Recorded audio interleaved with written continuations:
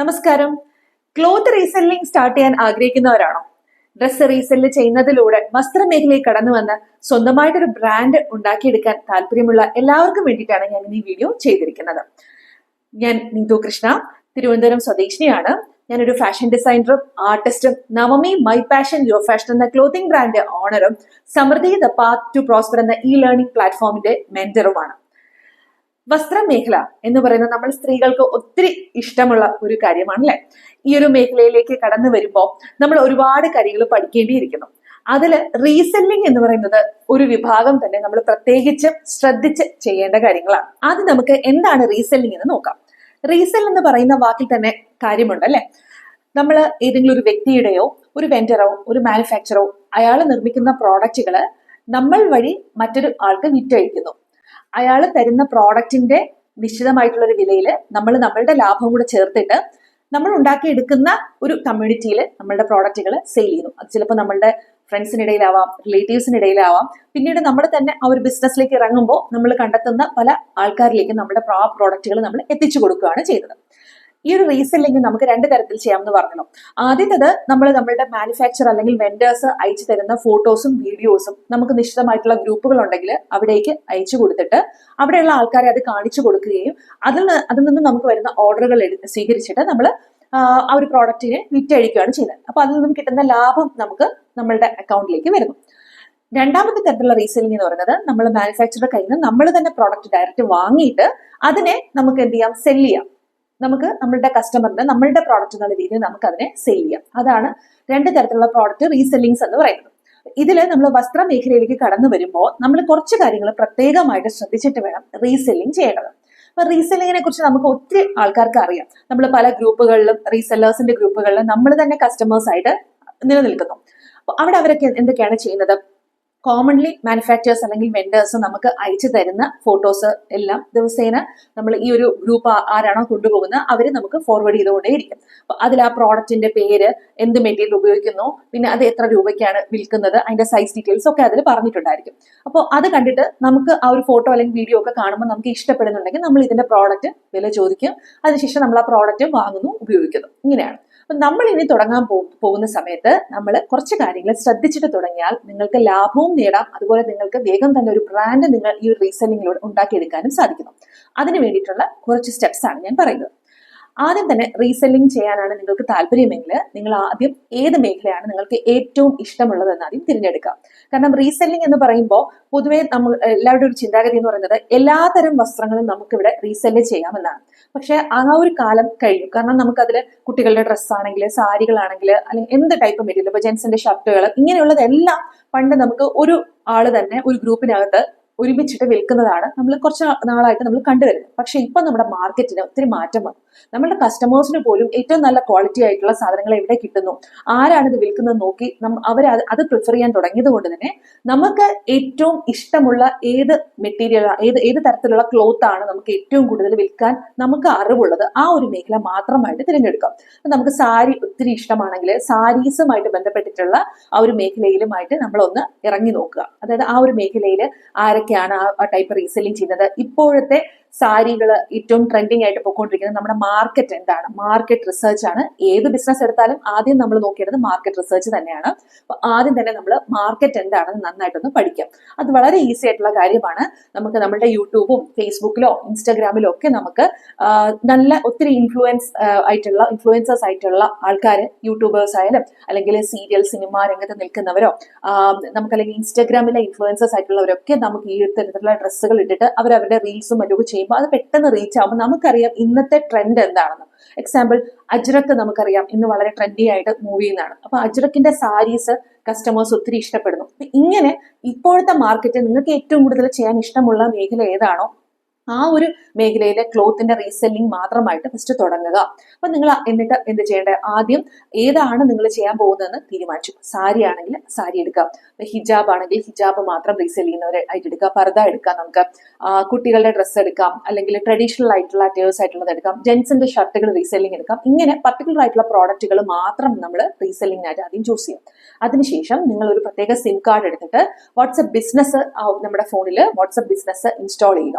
WhatsApp business ഞാൻ എടുക്കാനായിട്ട് പറയുന്നത് കാരണം നമുക്ക് നമ്മുടെ സാധാരണ വാട്സപ്പിൽ ഇല്ലാത്ത ഒരുപാട് പ്രത്യേകതകൾ വാട്സപ്പ് ബിസിനസ്സിലുണ്ട്. അതിൽ ഒത്തിരി നമുക്കിപ്പോൾ കാറ്റലോഗുകൾ ആഡ് ചെയ്യാൻ പറ്റും. അതായത് നമുക്ക് എന്തൊക്കെ സാധനങ്ങളാണ് നമ്മളത് വിൽക്കുന്നത്, ഒരു കസ്റ്റമർ ആ ഒരു വാട്സപ്പിലേക്ക് വന്നാൽ അവർക്ക് നോക്കാൻ പറ്റുന്ന നമ്മൾ ആ ചെയ്യുന്ന കുറെ നമ്മുടെ പ്രോഡക്റ്റുകളുടെ ഫോട്ടോകളൊക്കെ ലിസ്റ്റ് ചെയ്ത് കഴിയുമ്പോൾ അവർക്ക് എത്ര രൂപയ്ക്കൊക്കെയാണ് നമ്മളിത് വിൽക്കുന്നത്, ഇതിലെ പ്രോഡക്റ്റുകൾ എത്രത്തോളം നല്ലതാണ്, ഇതൊക്കെ നമുക്ക് അവർക്ക് അതിൽ കുറെ ഫോട്ടോ ഒക്കെ ഇടുമ്പോൾ തന്നെ അവർക്കത് മനസ്സിലാവും, അവർക്കൊരു ഐഡിയ നമുക്ക് കിട്ടും.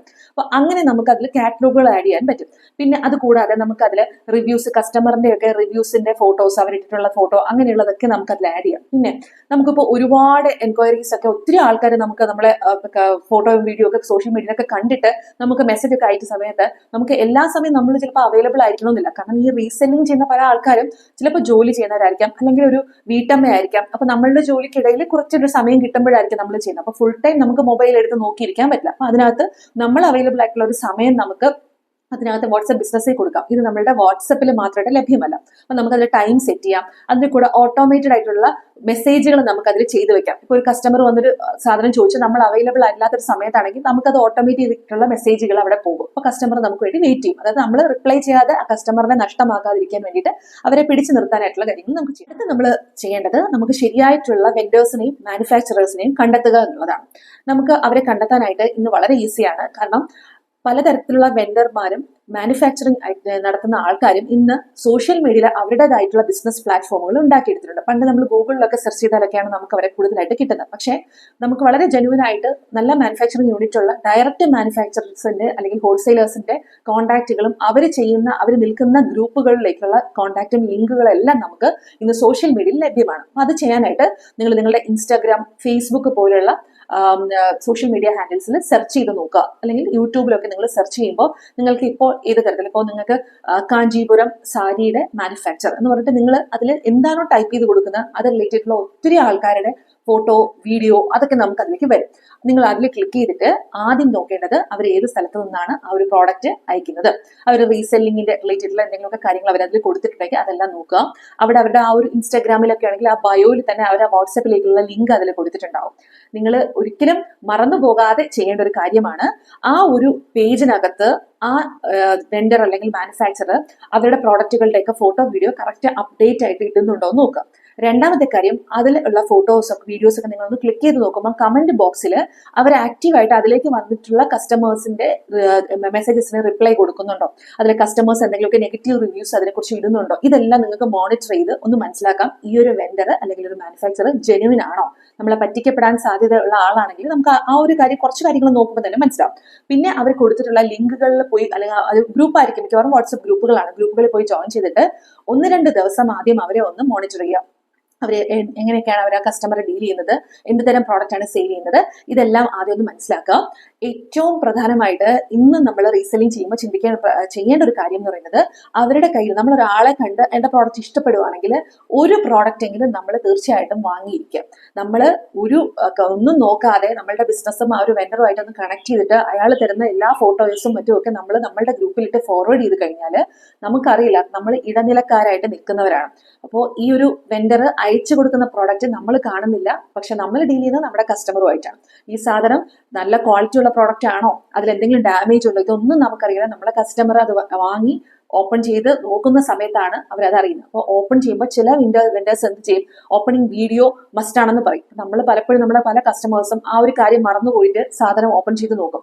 പിന്നീട് അതിൽ എന്തെങ്കിലും ഡാമേജ് കണ്ടിട്ട് കസ്റ്റമർ നമ്മളോട് ചോദിക്കാൻ വരും, ഈ ഒരു സാധനത്തിന് നിങ്ങൾ പറഞ്ഞ ചിലപ്പോൾ ഫോട്ടോയിലുള്ള പോലെ അല്ല, പ്രിന്റ് വേറെയാണ്, പ്രോഡക്റ്റിന്റെ സൈസ് പറഞ്ഞിട്ടുള്ള ആ സൈസ് അല്ല, ഓപ്പണിംഗ് വീഡിയോ എടുക്കാൻ സാധിച്ചില്ല, ഈ ഒരു സാധനത്തിന് ഡാമേജ് ഉണ്ട്, അല്ലെങ്കിൽ എന്തെങ്കിലുമൊക്കെ അഴുക്കൊക്കെ പറ്റിയിട്ടുണ്ട്, അങ്ങനെയൊക്കെ പറഞ്ഞു കഴിഞ്ഞിട്ട് നമുക്കൊന്നും ചെയ്യാൻ പറ്റത്തില്ല. കാരണം ഓപ്പണിംഗ് വീഡിയോ കൊടുത്താലേ അയാൾ അതിനെ റീപ്ലേസ് ചെയ്യത്തുള്ളൂ. അപ്പോൾ നമുക്ക് എന്ത് പറ്റും, നമ്മുടെ കസ്റ്റമർ നമ്മളും തമ്മിലൊരു നെഗറ്റീവ് ആയിട്ടുള്ള ഒരു ഡീലിംഗ് ആണ് അവിടെ നടക്കുന്നത്. ആ കസ്റ്റമർ ഒരിക്കലും നമ്മുടെ അടുത്ത് വരത്തുമില്ല. അവർ വേണമെങ്കിൽ നെഗറ്റീവ് ആയിട്ടുള്ള കാര്യങ്ങൾ സോഷ്യൽ മീഡിയയിലൊക്കെ പോസ്റ്റ് ചെയ്യുകയൊക്കെ ചെയ്യും. അങ്ങനെ ഉണ്ടാകാതിരിക്കാൻ വേണ്ടിയിട്ട് നമ്മൾ ആ ഒരു വെൻഡറിന്റെ സാധനങ്ങൾ നമ്മൾ വാങ്ങി നോക്കുക. അയാൾ ജെന്യുവൻ ആയിട്ടുള്ള സാധനങ്ങൾ വിൽക്കുന്നുണ്ട്, അതായത് അയാൾ ഫോട്ടോയിൽ കാണുന്ന സാധനമാണ് അയാൾ വിൽക്കുന്നത്, മെറ്റീരിയൽസ് ഒക്കെ ആ ഒരു പ്രോഡക്റ്റ് ഡിസ്ക്രിപ്ഷനിലൊക്കെ പറഞ്ഞിട്ടുള്ള കാര്യങ്ങളൊക്കെ തന്നെയാണോ നമുക്ക് അയാൾ തന്നിട്ടുള്ളത്, ഇതൊക്കെ ഒന്ന് മനസ്സിലാക്കാനായിട്ട് നിങ്ങൾ അറ്റ്ലീസ്റ്റ് കുറച്ച് സാധനങ്ങൾ നിങ്ങൾ വാങ്ങി നോക്കുക. ഒത്തിരി വിലയുള്ള സാധനങ്ങൾ മിക്കവാറും നമ്മൾ റീസെല്ലിംഗ് ചെയ്യുമ്പോൾ ഒരുപാട് വലിയ എമൗണ്ടിലുള്ള പ്രോഡക്റ്റുകൾ പൊതുവെ നമുക്ക് സാരീസിനൊക്കെ മാത്രമാണ് ഇപ്പോൾ നമുക്ക് ഒറിജിനൽ ഹാൻഡ്ലൂം ആയിട്ടുള്ള ഐറ്റംസിന് മാത്രമാണ് വലിയൊരു റേഞ്ചിലൊക്കെ വരുന്നത്. അതല്ലാതെ വരുന്ന പ്രോഡക്റ്റുകൾക്കൊന്നും നമുക്ക് ഒത്തിരി വില വരുന്ന രീതിയിലുള്ള പ്രോഡക്റ്റുകൾ. അപ്പം നമ്മൾ കുറച്ച് സാധനങ്ങളൊന്ന് വാങ്ങി ഒന്ന് ഉപയോഗിച്ച് നോക്കുക. അതിൽ വളരെ പ്രധാനപ്പെട്ട കാര്യമാണ്. അടുത്തൊരു കാര്യം എന്ന് പറയുന്നത്, നമ്മളിപ്പോൾ വെണ്ടർ കണ്ടുപിടിച്ചു, അയാൾ ഒരു ഡീലൊക്കെ ഉറപ്പിച്ച് കഴിയുവാണെങ്കിൽ നമ്മൾ നോക്കേണ്ടത് പ്രൈസ് സെറ്റ് ചെയ്യുന്നതാണ്. ഒരു സാരി ഒരു വെണ്ടർ നമുക്ക് കാണിച്ചു തന്നാൽ അതിൽ എത്ര രൂപ ലാഭം ഇടണമെന്ന് നമ്മൾ നേരത്തെ നിശ്ചയിക്കുക. അപ്പൊ അതിന് വേണ്ടിയിട്ട് നിങ്ങളിപ്പോൾ റീസെല്ലിംഗ് ചെയ്യാനായിട്ട് സ്റ്റാർട്ട് ചെയ്യുമ്പോൾ നിങ്ങൾ ഉടനെ ഒരു ദിവസം തീരുമാനിച്ചോ അടുത്ത ദിവസം തുടങ്ങുന്നതിന് പകരം ഒരാഴ്ച അല്ലെങ്കിൽ 2 ആഴ്ച നിങ്ങളൊന്ന് വെയിറ്റ് ചെയ്യുക. ആ ഒരു സമയത്ത് നമുക്ക് ഈ ഒരു മാർക്കറ്റ്, ഞാൻ പറഞ്ഞ പോലെ മാർക്കറ്റിനെ കുറിച്ചൊന്ന് പഠിക്കാനും എവിടെയൊക്കെ ആരൊക്കെ ഈ തരത്തിലുള്ള സാധനങ്ങൾ വിൽക്കുന്നു ഇതെല്ലാം നമുക്ക് സോഷ്യൽ മീഡിയയിൽ സെർച്ച് ചെയ്ത് കഴിഞ്ഞാൽ അറിയാൻ പറ്റും. അപ്പൊ ഇവരൊക്കെ ചെയ്യുന്നത് പോലെയുള്ള സാധനങ്ങൾ ഒക്കെ നോക്കിയിട്ട് അവരുടെയും വാട്സ്ആപ്പ് ഗ്രൂപ്പുകൾ, കോമ്പറ്റീറ്റേഴ്സിന്റെ വാട്സ്ആപ്പ് ഗ്രൂപ്പുകളുണ്ട്, അവിടെ കയറിയിട്ട് അവരിത് എത്ര രൂപയ്ക്കൊക്കെയാണ് വിൽക്കുന്നത് നമുക്ക് മനസ്സിലാവും. ഏകദേശ വില വിവരം നമുക്ക് അവിടെ കിട്ടും. ആ ഒരു രീതിയിലുള്ള മാർജിൻ ഇട്ടിട്ട് വേണം നമ്മൾ നമ്മുടെ പ്രോഡക്റ്റിന്റെ പ്രൈസ് ഒക്കെ നമ്മൾ നിശ്ചയിക്കാനായിട്ടുള്ളത്. ഫോക്കസ് ചെയ്തുകൊണ്ട് തുടങ്ങാൻ തീരുമാനിക്കുന്നത്. ചിലർക്ക് കിഡ്സ് ഡ്രസ്സ് ചെയ്യാൻ വളരെ ഇഷ്ടമാണ്. എന്നോട് ഒത്തിരി പേര് പറയാറുണ്ട് കിഡ്സിന്റെ ക്ലോത്തിങ്ങിനെ കുറിച്ചും റീസെല്ലിങ്ങിനെ കുറിച്ചൊക്കെ അറിയാൻ ആഗ്രഹമുണ്ടെന്ന് പറഞ്ഞിട്ടുണ്ട്. അപ്പൊ ആ ഒരു മേഖലയാണ് നിങ്ങൾക്ക് ഇഷ്ടമുള്ളതെങ്കിൽ ആ ഒരു മേഖലയിൽ നിങ്ങൾ ഒരിക്കലും വാട്സപ്പ് ബിസിനസ്സിൽ മാത്രമായിട്ട് ഒതുക്കരുത്. നിങ്ങൾ ഫേസ്ബുക്കിൽ, ഇൻസ്റ്റാഗ്രാമിൽ, സോഷ്യൽ മീഡിയ ആയിട്ടുള്ള ഏതൊരു പ്ലാറ്റ്ഫോം, യൂട്യൂബിലൊക്കെ നിങ്ങൾ ഒരു പേജ്, നിങ്ങളുടെ പേരിൽ ഒരു ബ്രാൻഡിന്റെ ഒരു പേര് കൊടുത്തുകൊണ്ട് സ്റ്റാർട്ട് ചെയ്യുക. അപ്പോൾ അത് വളരെ ക്യാച്ചി ആയിട്ടുള്ള, ഞാൻ എന്ത് പേര് കൊടുക്കണം എന്നൊക്കെ ഉള്ളതൊക്കെ ഞാൻ ബൊട്ടിക്ക് റിലേറ്റഡ് ആയിട്ടുള്ള ഒരു വീഡിയോ ചെയ്തിട്ടുണ്ട്, അതിൽ പറയുന്നുണ്ട്, നിങ്ങളത് കണ്ടു നോക്കുക. അപ്പോൾ നമ്മൾ അങ്ങനെയുള്ള വളരെ ക്യാച്ചി ആയിട്ടുള്ള ഒരു പേര് കൊടുത്തുകൊണ്ട് പേജുകൾ തുടങ്ങാം. പേജ് തുടങ്ങിയതിന് ശേഷം ഞാനിപ്പോൾ പറഞ്ഞ വെൻഡേഴ്സിന്റെ കയ്യിൽ നിന്ന് നിങ്ങൾ വാങ്ങിയിട്ടുള്ള പ്രോഡക്റ്റുകൾ നിങ്ങളുടെ കയ്യിലുണ്ടാവില്ല. ആ പ്രോഡക്റ്റ് ഉപയോഗിച്ച് വളരെ മനോഹരമായിട്ടുള്ള ഫോട്ടോസും റീൽസും നിങ്ങൾ എടുക്കുക. നിങ്ങൾ ഒന്നുകിൽ നിങ്ങൾ തന്നെ ഈ ഒരു ഡ്രസ്സുകളൊക്കെ വെയർ ചെയ്തതിന് ശേഷം നിങ്ങൾ ആ ഒരു പ്രോഡക്റ്റിനെ കുറിച്ച് പറയുക. ഫോർ എക്സാമ്പിൾ, നമ്മൾ എല്ലാവരും ഇൻസ്റ്റാഗ്രാമിൽ കണ്ടിട്ടുണ്ട്, ലക്ഷ്മി നക്ഷത്ര അബി എന്ന് പറയുന്ന ഒരു ക്ലോത്തിങ് ബ്രാൻഡ് സ്റ്റാർട്ട് ചെയ്തു. അതിൽ കൂടുതലായിട്ടും സാരീസ് ആണ് ഫോക്കസ് ചെയ്തേക്കുന്നത്. അപ്പൊ ഞാനിപ്പോ ഈ പറഞ്ഞിരിക്കുന്ന വീഡിയോയും ഈ ഒരു ബ്രാൻഡുമായിട്ട് നിങ്ങളൊന്ന് റിലേറ്റ് ചെയ്ത് നോക്കും. കാരണം അതില് എങ്ങനെയാണ് ലക്ഷ്മി ആ ഒരു പ്രോഡക്റ്റിനെ ഫോക്കസ് ചെയ്തേക്കുന്നത്, പൊസിഷൻ ചെയ്തേക്കുന്നത് നിങ്ങൾക്ക് വളരെയധികം കണ്ടു നോക്കുമ്പോൾ തന്നെ മനസ്സിലാവും. അതായത് ഒരു പർട്ടിക്കുലർ ആയിട്ടുള്ള വെണ്ടറിനെ കണ്ട് അവിടെ നിന്ന് അവരുടെ കയ്യിൽ നിന്ന് ഒരു പ്രോഡക്റ്റ് വാങ്ങി ആ ഒരു പ്രോഡക്റ്റ് ആദ്യം ഒന്ന് ലക്ഷ്മി വെയർ ചെയ്തിട്ട് ഫോട്ടോ, വീഡിയോസ് ഇതെല്ലാം കൊടുത്തിട്ട് ആ പ്രോഡക്റ്റിനെ കുറിച്ച് വളരെ വിശദമായിട്ടാണ് ആ ഒരു വ്യക്തി അത് പറയുന്നത്. അപ്പൊ അതുകൊണ്ട് കാരണം അവർക്ക് ആ ഒരു പ്രോഡക്റ്റിനെ കുറിച്ച് വ്യക്തമായിട്ടുള്ള അറിവുണ്ട്. അതുപോലെ നിങ്ങൾ ഏത് മേഖലയിലാണോ നിങ്ങൾക്ക് ഏറ്റവും കൂടുതൽ നന്നായിട്ട് അറിയാവുന്നത് ആ ഒരു മേഖലയിലെ എല്ലാ ഏരിയയും നിങ്ങളൊന്ന് കടന്നു ചെല്ലണം. ഏത് തരത്തിലുള്ള മെറ്റീരിയലുകളാണ്, ഇപ്പൊ കുട്ടികളുടെ ഡ്രസ്സ് ആണെങ്കിൽ ഏതൊക്കെ മെറ്റീരിയലുകളാണ് ഇന്ന് നമ്മുടെ മാർക്കറ്റിൽ നിൽക്കുന്നത്, പിന്നെ ആ മെറ്റീരിയൽ എത്രത്തോളം സോഫ്റ്റ് ആണ്, പിന്നെ അതിന്റെ കുട്ടികളുടെ ആയാലും സൈസ് ഡീറ്റെയിൽസ്, ഇതൊക്കെ നിങ്ങൾ റീസെല് ചെയ്യുന്നതിന് മുമ്പ് തന്നെ നിങ്ങൾ അതൊന്ന് പഠിച്ചിരിക്കുക.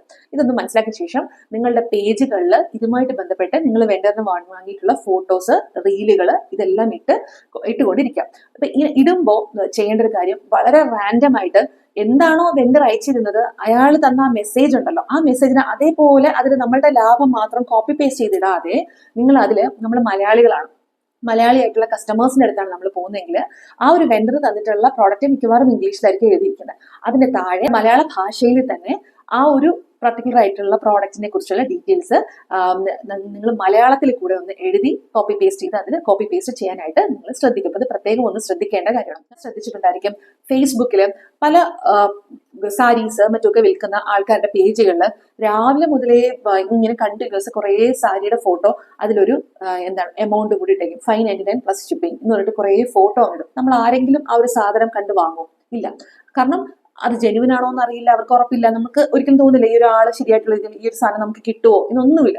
പക്ഷെ ശരിയായിട്ടുള്ള ഫോട്ടോ, വീഡിയോ, പ്രോഡക്റ്റ് ഡിസ്ക്രിപ്ഷൻ ഇതൊക്കെ കൊടുത്തു കഴിഞ്ഞിട്ട് നമ്മളും കൂടെ നമ്മളുടെ ഫേസും കൂടെ കാണിച്ചുകൊണ്ട് നമ്മൾ ആ ഒരു സാധനം ചെയ്യാനായിട്ടൊക്കെ നിന്ന് കഴിഞ്ഞാൽ തീർച്ചയായിട്ടും നമ്മളുടെ അടുത്തേക്ക് കസ്റ്റമേഴ്സ് വരും. അതിലൂടെയാണ് നമുക്ക് നമ്മുടെ ബ്രാൻഡിനെ വളർത്താനായിട്ട് സാധിക്കുന്നത്. ഞാൻ പറഞ്ഞല്ലോ, തുടക്കത്തിൽ നമ്മൾ റീസെല്ലിംഗ് ചെയ്തുകൊണ്ട് തുടങ്ങുന്ന ഓരോ വ്യക്തികളുമാണ് പിന്നീട് 1-2 വർഷം കഴിയുമ്പോൾ സ്വന്തമായിട്ട് ഒരു ബൊട്ടീക്ക് നടത്താൻ പറ്റുന്ന തരത്തിലേക്ക് എത്തുന്നത്. കാരണം നമ്മൾ തുടക്കത്തിൽ നമുക്ക് 1-2 വെൻഡേഴ്സിനെ മാത്രമായിരിക്കും അറിയുന്നത്. പക്ഷെ നമ്മളിത് ചെയ്ത് വരുമ്പോൾ നമ്മൾക്ക് കൂടുതൽ വെൻഡേഴ്സിനെ നമ്മൾ തേടി പോവുകയും നമ്മൾ മാറ്റി പിടിക്കും. ഒരു വെൻഡറിന്റെ അടുത്ത് നിന്ന് കുറച്ച് സാധനം എടുത്തിട്ട് കുറച്ച് ദിവസം കഴിയുമ്പോൾ നമുക്ക് തോന്നും വേറെ ആൾ കുറച്ചും കൂടെ നല്ല രീതിയിലുള്ള പ്രോഡക്റ്റ് തരുന്നത്, നമ്മൾ അവരിലേക്ക് പോകും. അങ്ങനെ പോയി കഴിയുമ്പോൾ നമുക്ക് ഇന്ത്യയിൽ ഒറിജിനൽ ആയിട്ട് ഈ പല സാധനങ്ങൾ വിൽക്കുന്ന ഡയറക്റ്റ് ആയിട്ടുള്ള മാനുഫാക്ചേഴ്സിന്റെയും ഹോൾസെയിലേഴ്സിന്റെ അടുത്ത് നമുക്ക് എത്തുകയും നമുക്ക് കൂടുതൽ ലാഭത്തിൽ നമ്മുടെ സാധനങ്ങൾ എടുക്കാനും അത് നമ്മുടെ നാട്ടിൽ കൊണ്ടുവന്ന് വിൽക്കാനും ഒക്കെ ഒരു കേപ്പബിലിറ്റി നമുക്ക് എത്തുമ്പോൾ നമുക്ക് സ്വന്തം സ്വന്തമായിട്ട് ഒരു ബൊട്ടീക്ക് തുടങ്ങാനായിട്ടും നമ്മളുടേതായിട്ടുള്ള ഡിസൈൻ ചെയ്തിട്ടുള്ള ക്ലോത്തുകൾ ഒന്നുകിൽ നമുക്ക് നോർത്ത് ഇന്ത്യയിലെ കൊടുത്തിട്ട് ഡിസൈൻ ചെയ്യിപ്പിക്കാം, അല്ലെങ്കിൽ നമുക്ക് നമ്മളുടെ തന്നെ ടൈലേഴ്സിനെയോ അല്ലെങ്കിൽ നോർത്ത് ഇന്ത്യൻസ് ആയിട്ടുള്ള ഹാൻഡ് വർക്കേഴ്സിനെയൊക്കെ വെച്ചിട്ട് നമുക്ക് ഡിസൈൻ ചെയ്തെടുക്കാൻ പറ്റും. ഇങ്ങനെയാണ് പലതരത്തിലുള്ള ബൊട്ടീക്കുകളും ഇന്ന് നമ്മൾ കാണുന്ന ഒരു തലത്തിൽ എത്തി നിൽക്കുന്നത്. അവർ പലരും റീസെല്ലിംഗിൽ നിന്നും സ്റ്റാർട്ട് ചെയ്താണ് ബൊട്ടീക്കിലേക്ക് എത്തിയിരിക്കുന്നത്. അതുകൊണ്ട് നിങ്ങൾ അതും ശ്രദ്ധിച്ചു നോക്കുക. ഏറ്റവും പ്രധാനം, നമ്മൾ എന്ത് കാര്യത്തിന് ഇറങ്ങിയാലും അതിനെക്കുറിച്ച് പഠിക്കുക. നമ്മൾ ഒന്നും അറിയാതെ ഒരു ദിവസം രാവിലെ ഫോൺ എടുത്ത് ഒരു വാട്സ്ആപ്പ് ബിസിനസ്സും എടുത്തിട്ട് കിട്ടുന്ന കുറെ ഫോട്ടോസ് എടുത്ത് ഫോർവേഡ് ചെയ്ത് കഴിഞ്ഞാൽ നമ്മളെ ശരിക്കും മറ്റൊരാൾ വളരാൻ വേണ്ടിയിട്ടുള്ള ഒരു ഫോട്ടോ ഫോർവേഡിങ് ഏജന്റ് മാത്രമായിട്ട് മാറുകയാണ്. അത് നിങ്ങൾ ഒരിക്കലും ചെയ്യരുത്. നിങ്ങൾ എന്ത് സാധനമാണോ വിൽക്കുന്ന ആ സാധനത്തെ കുറിച്ച് തീർച്ചയായിട്ടും അറിവുണ്ടായിരിക്കാം. ഒരു കസ്റ്റമർ വന്ന് നിങ്ങളോട് ഇത് എന്ത് സാധനമാണെന്ന് ചോദിച്ചാൽ അത് നിങ്ങൾക്ക് വളരെ കോൺഫിഡന്റ് ആയിട്ട് പറഞ്ഞു കൊടുക്കാനുള്ള ഒരു കഴിവ് നിങ്ങൾക്ക് ഉണ്ടാക്കിയെടുക്കാൻ നോക്കുക. നിങ്ങളുടെ കസ്റ്റമറിന്റെ അടുത്തേക്ക് കൊടുക്കുന്നുണ്ടെങ്കിൽ നിങ്ങൾ ആ പ്രോഡക്റ്റിന്റെ മനോഹരമായിട്ടുള്ള പാക്കിങ്ങും ഷിപ്പിങ്ങും ഒക്കെ നല്ല രീതിയിലൊക്കെ ചെയ്ത് കഴിഞ്ഞാൽ കുറച്ചും കൂടെ കസ്റ്റമറുമായിട്ടുള്ള ഒരു കസ്റ്റമറെ അട്രാക്ട് ചെയ്യാനും കസ്റ്റമറുടെ റിലേഷൻഷിപ്പ് മാനേജ് ചെയ്യാനും പറ്റും. ഇനി നിങ്ങൾ ഈ കസ്റ്റമേഴ്സ് ഈ ഫോട്ടോസ് ഒക്കെ അവരൊക്കെ അത് വെയർ ചെയ്തിട്ടുള്ള ഫോട്ടോ വീഡിയോ ഒക്കെ കാണുന്നുണ്ടെങ്കിൽ അപ്പൊ തന്നെ കൊള്ളാമെന്ന് പറഞ്ഞിട്ട് അതിനെ വെക്കരുത്. ആ ഫോട്ടോ അവരുടെ അനുവാദം ചോദിച്ചുകൊണ്ട് സോഷ്യൽ മീഡിയയിൽ ഇടാമോ അല്ലെങ്കിൽ എന്റെ സ്റ്റോറി ആക്കിക്കോട്ടെ എന്ന് ചോദിച്ചിട്ട് നല്ല രീതിയിലൊക്കെ ഒന്ന് എഡിറ്റ് ചെയ്ത് കസ്റ്റമറിന്റെ റിവ്യൂ കൊടുക്കാം, അല്ലെങ്കിൽ അവരുടെ ഫോട്ടോസ് ഒക്കെ കൊടുക്കുമ്പോൾ ഇത് കൂടുതൽ ആൾക്കാരിലേക്ക് ഓർഗാനിക്കലി നിങ്ങളെ എത്തിക്കാനായിട്ട് സഹായിക്കും.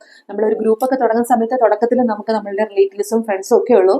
പക്ഷെ അതിൽ സ്ത്രീകളുടെ ഡ്രസ്സൊക്കെ ആകുമ്പോൾ കുറച്ച് ആൾക്കാരൊക്കെ വാങ്ങും തുടക്കത്തിൽ. പക്ഷെ അവർക്ക് ഒരിക്കലും സ്ഥിരമായിട്ട് നമ്മളുടെ കയ്യിൽ നിന്ന് ചിലപ്പോൾ സാധനം വാങ്ങണമെന്ന് ഒരു ഉറപ്പുമില്ല. സപ്പോർട്ട് ചെയ്യാൻ ആദ്യം തുടക്കത്തിൽ ഉണ്ടാവും.